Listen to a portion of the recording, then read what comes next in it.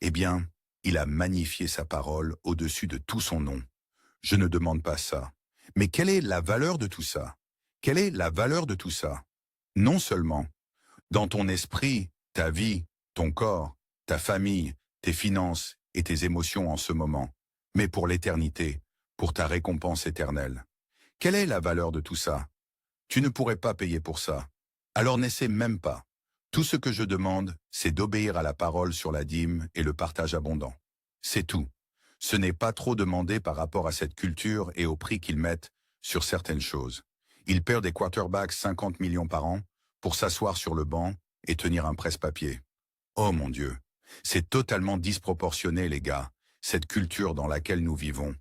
Eh bien, il est le Dieu de ce monde. Et ce monde n'est pas ma maison. Je ne fais que passer.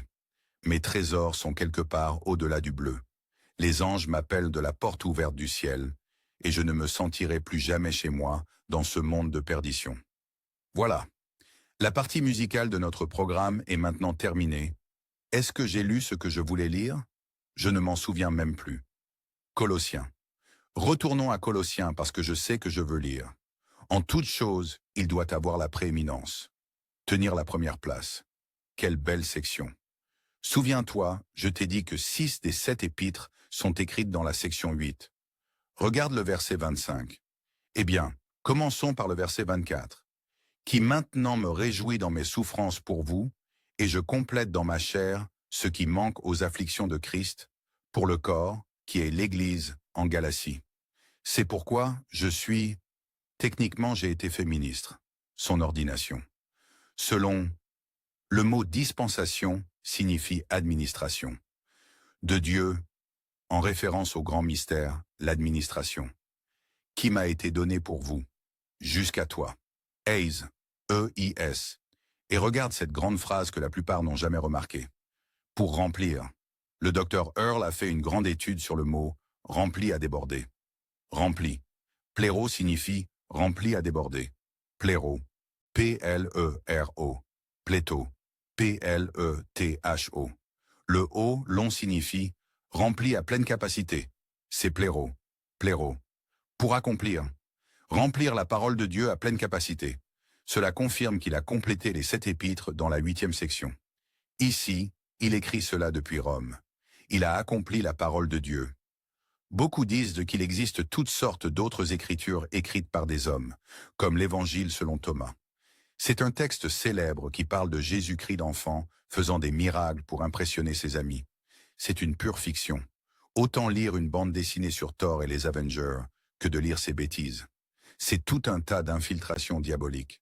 Le terme technique est pseudépigraphie. Pseudépigraphie. Faux écrits. Faux écrits. Ils ont bien nommé ça. Pseudépigraphie. Pseudo. Pseudographia. Le mot graphia. Le mot pour écrire. D'où vient graphite? Les crayons sont faits de graphite, non? Graphia est le mot grec pour écrire où il est écrit. La pseudépigraphie, ce sont des faux écrits. Il y en a des tas qui circulent. Paul a accompli la parole. Il n'y a pas d'autres épîtres à ajouter à vos épîtres de base sur la grâce. Nous savons maintenant, chronologiquement après la fin du livre des Actes, mais le docteur Wierville a confirmé cela à partir des travaux de Bollinger et de Koné-Baranhausen, qui ont une belle chronologie à la fin de leur livre. Cela a eu lieu après la fin du livre des Actes. Rappelez-vous, le livre des Actes ne s'est pas terminé avec la mort de Paul. Non. Après la fin du livre des Actes, il a reçu les révélations 1 et 2, ainsi que les lettres à Timothée, Tite, Philémon et la magnifique révélation des Hébreux. D'ailleurs, je pensais à ceci. La mauvaise décision de Paul d'aller à Jérusalem, ce que la chronologie de Koné-Baranhausen dit, lui a pris environ 1 an pour aller d'Éphèse à Jérusalem. Je ne savais pas ça. Je viens juste de le découvrir cette semaine. Mais en tout cas, ça montre qu'il réfléchissait beaucoup à cela et considérait toutes les confrontations et les conseils qu'il avait reçus de ne pas y aller. Mais il y est quand même allé. On y reviendra peut-être quand nous aborderons le livre. Je sais ce que j'essayais de terminer plus tôt. Il y a 7 administrations. Il y a 3 cieux et terre. Mais le 3e ciel et la 3e terre ne commencent pas au moment du rassemblement. Tu vois, il est important de réfléchir à ces distinctions pour rester clair sur les administrations. Parce que les vérités bibliques auxquelles nous devons adhérer disent, premièrement, de bien comprendre à qui cela s'adresse concernant l'administration. Ensuite, deuxièmement, les versets difficiles doivent être interprétés à la lumière des versets clairs sur le sujet. Et enfin, troisièmement, l'interprétation et l'application doivent être faites en fonction de la personne à qui cela s'adresse, qu'il s'agisse de Judéens, de gentils ou de l'Église de Dieu. Tout cela doit être pris en compte. Et tu ne peux pas tout mélanger. Tu dois penser de manière distincte pour bien diviser la parole de vérité. As-tu déjà remarqué? Il y a 7 administrations. Il y a 3 cieux et terre. Le dernier, le 3e ciel et la 3e terre, sera combiné avec la 7e administration, le nouveau ciel et la nouvelle terre où habite la justice.